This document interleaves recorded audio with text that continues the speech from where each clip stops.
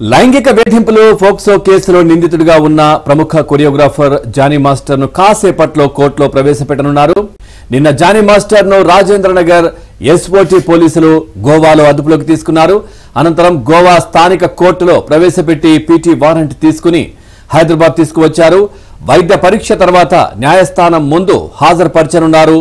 విచారణకు సమయం లేకపోవడంతో జానీ మాస్టర్ ను వారం రోజులు కస్టడీకి ఇవ్వాలని నార్సింగ్ పోలీసులు కోరనున్నారు.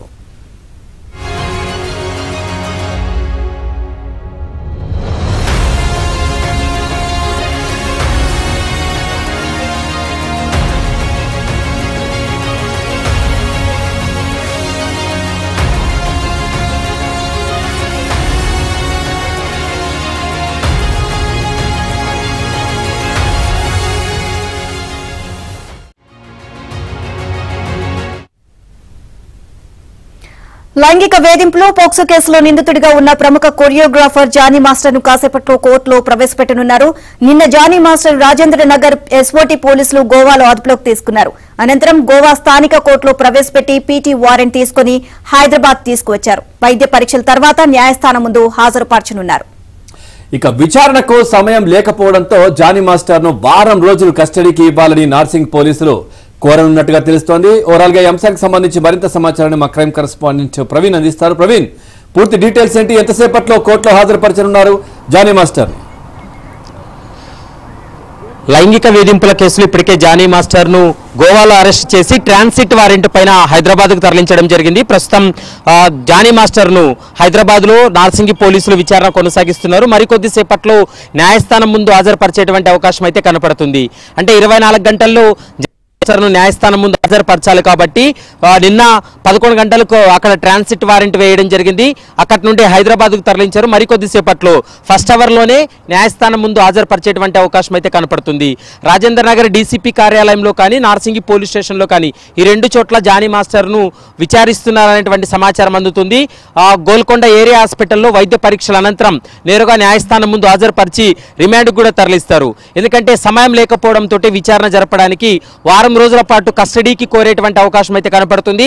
ఎందుకంటే ఈ కేసులో 3 ఐపీసీ సెక్షన్స్ తో పాటు పోక్సో యాక్ట్ కూడా ఇంప్లిమెంట్ అయింది కాబట్టి దీనిపైన సుదీర్ఘంగా విచారణ జరపాలనేది నార్సింగి పోలీసులు భావిస్తున్నారు. కాబట్టి కస్టడీకి కూడా కోరేటువంటి అవకాశం ఉంటుంది. ఈ రోజు రిమాండ్ అయిపోయిన తర్వాత వెంటనే నార్సింగి పోలీసులు కస్టడీ పిటిషన్ దాఖలు చేసి కస్టడీకి తీసుకొని విచారించాలనేది పోలీసులు కూడా భావిస్తున్నారు.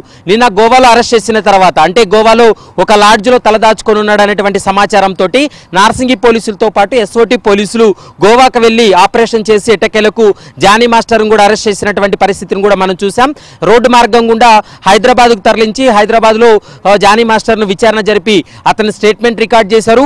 కానీ ప్రాథమిక విచారణలో మాత్రం జానీ మాస్టర్ కొంత సమాచారాన్ని ఇచ్చినట్లు తెలుస్తుంది. తనకు బాధితురాలకు ఉన్నటువంటి పరిచయం పైన జానీ మాస్టర్ ఇప్పటికే విచారణ జరిపారు.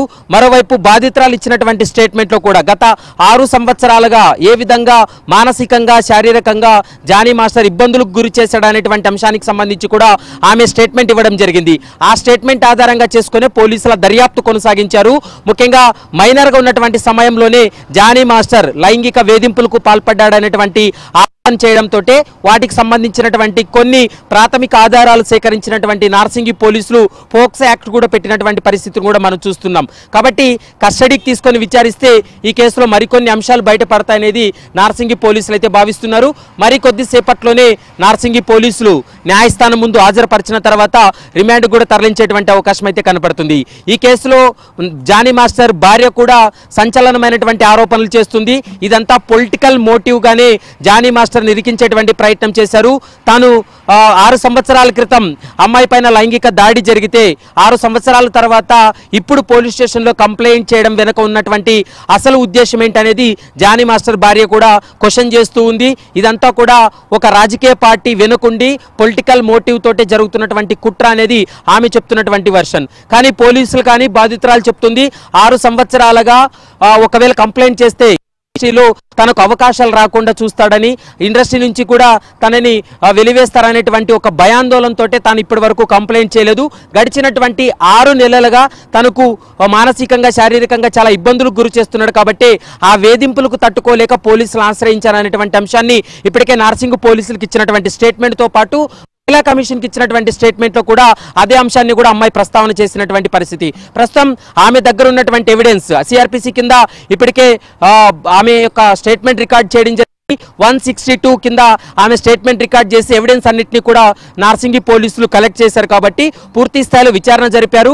ఇప్పుడు కేవలం ఈ వ్యవహారంలో జానీ మాస్టర్ యొక్క స్టేట్మెంట్ రికార్డ్ చేయాలి, జానీ మాస్టర్ని కస్టడీకి తీసుకొని విచారణ జరపాల్సినటువంటి అవసరం ఉంటుంది. ఎందుకంటే 24 గంటల్లో న్యాయస్థానం ముందు ఒక ముద్దాయిని అరెస్ట్ చేసినప్పుడు 24 గంటల్లో హాజరుపరచాల్సి ఉంటుంది కాబట్టి మొత్తం సమయం అంతా కూడా వీళ్ళకు ప్రయాణమే జరిగింది కాబట్టి విచారణ జరపడానికి సమయం లేదు కాబట్టి ఖచ్చితంగా కస్టడీకి తీసుకుంటామనేది పోలీసులు అయితే స్పష్టంగా చెప్తున్నారు. పవన్, ప్రవీణ్, జానీ మాస్టర్ వైఫ్ కూడా నిన్న పోలీస్ స్టేషన్ కి వెళ్ళినట్టుగా తెలుస్తోంది. అంటే తనకు ఏదో కాల్స్ వస్తా ఉన్నాయి అనే ఉద్దేశంతో నేను వచ్చాను, నాకు అసలు విషయం తెలియదు అన్నట్టుగానే మాట్లాడారు కదా.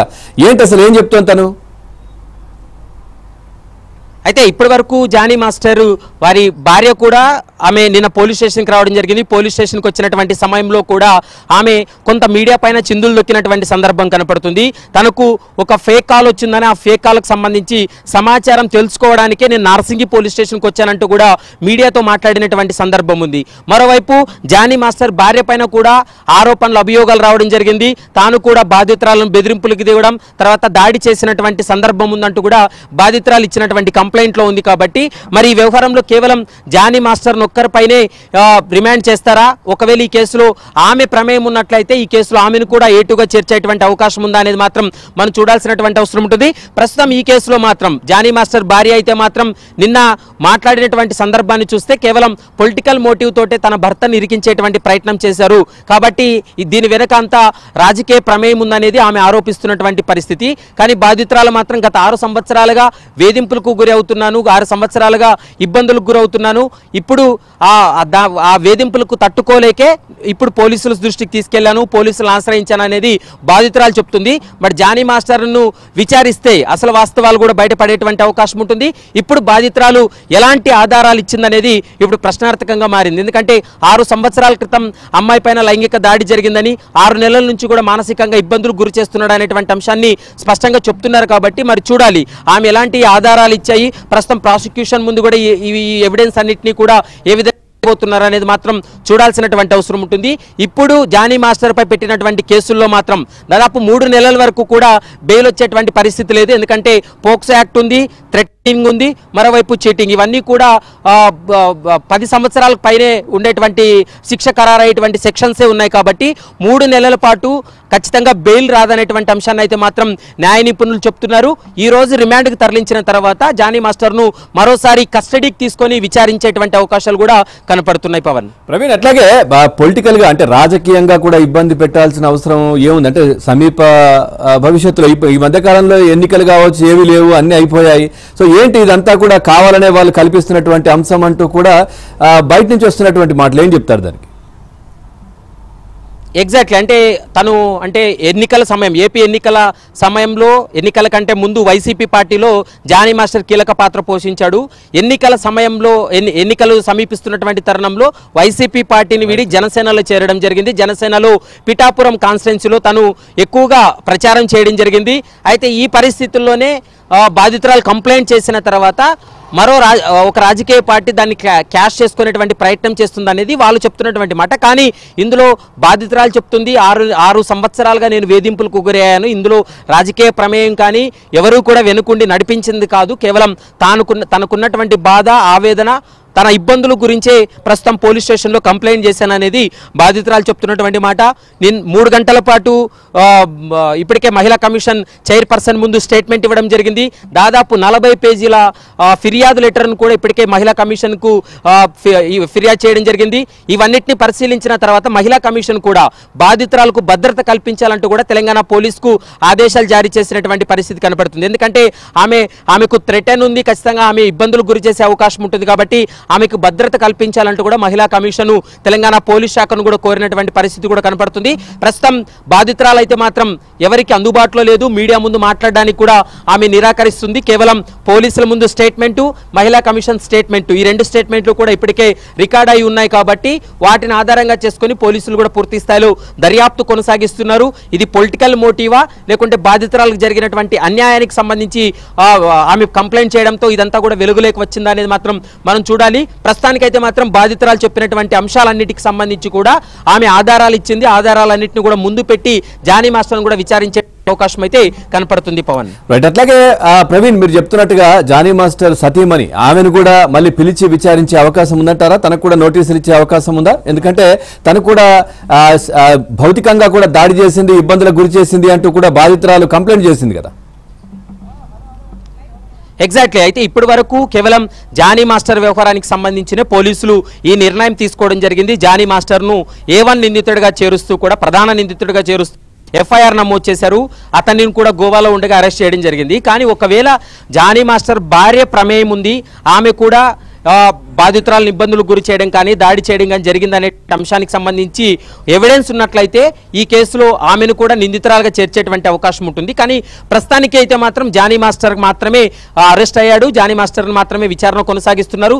భవిష్యత్తులో ఒకవేళ ఆమె ప్రమేయం ఉన్నట్లు తేల్తెగిన మరి లీగల్ ఒపీనియన్ తీసుకున్న తర్వాత చర్యలు తీసుకునేటువంటి అవకాశం అయితే కనపడుతుంది. మరికొద్దిసేపట్లోనే ప్రస్తుతం మనం నార్సింగి పోలీస్ స్టేషన్ వద్ద ఉన్నాము. మరికొద్దిసేపట్లోనే నార్సింగి పోలీస్ స్టేషన్ నుండి వైద్య పరీక్షల కోసం గోల్కొండ ఏరియా హాస్పిటల్కి తరలిస్తారు. గోల్కొండ ఏరియా హాస్పిటల్ నుంచి మరి తిరిగి న్యాయస్థానం ఉప్పరపల్లి కోర్టు కానీ రాజేంద్రనగర్ కోర్టు కానీ న్యాయస్థానం ముందు కూడా హాజరుపరిచి రిమాండ్ కూడా తరలిస్తారు. తరలించిన తర్వాత తదుపరి దర్యాప్తు కోసం విచారణ కోసం మరోసారి కస్టడీకి కూడా కోరేటువంటి అవకాశం అయితే కనపడుతుంది. ప్రస్తుతం SOT పోలీసుల అదుపులో ఉన్నటువంటి జానీ మాస్టర్ ఇప్పుడు నార్సింగి పోలీసుల విచారణకు అంటే నార్సింగి పోలీసులు కూడా ఇప్పటికే అప్పగించినటువంటి పరిస్థితి ఉంది.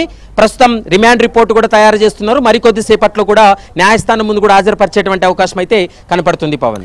Right, thank you Praveen, thanks.